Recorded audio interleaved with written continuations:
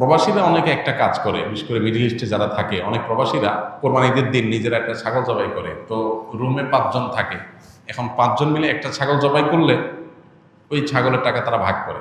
এই যে এক ছাগলে কয়জন শরীক হতে পারবে, কয়জন কোরবানি দিতে পারবে? একজন। ভগ্নাংশ দেওয়া যাবে না। তাহলে একজন কোরবানি দিলে রুমের যে কোনো একজন কোরবানি দিবে, তো বাকি 4 জন তারা কি বসে বসে খাবে? গোশত তো সবাই খাবে। তো এই জন্য তারা 5 জন মিলে ভাগ করে টাকা দেয়। এখানে কারোরই আসলে কোরবানি হবে না, জবাই করা হবে, পশুর গোশত খাওয়া হালাল হবে, কিন্তু কোরবানি হবে না। যদি কোরবানি হতে হয় তাহলে এমন করা যেতে পারে, 5 জন মিলে টাকা দিল একজনকে, দিয়া বললো ভাই আপনি মুরব্বী মানুষ, বড় মানুষ, বা আপনি যে কোনো কারণে আমাদের থেকে ভিন্নতর, তো এই টাকাটা আমরা সবাই তুলে আপনাকে দিলাম, কোরবানিটা আপনার তরফ থেকে আপনি দেন, সবটা একজন হইলো, গোশতটা সবাই খাইল। বা এই বছর আপনার তরফ থেকে হইলো, পরের বছর আমরা আবার সবাই টাকা পয়সা দিলাম, ভাই আরেকজন হলো, টাকা আপনাকে দিয়ে দিলাম আপনার তরফ থেকেও, কোরবানিটা একজনের হবে।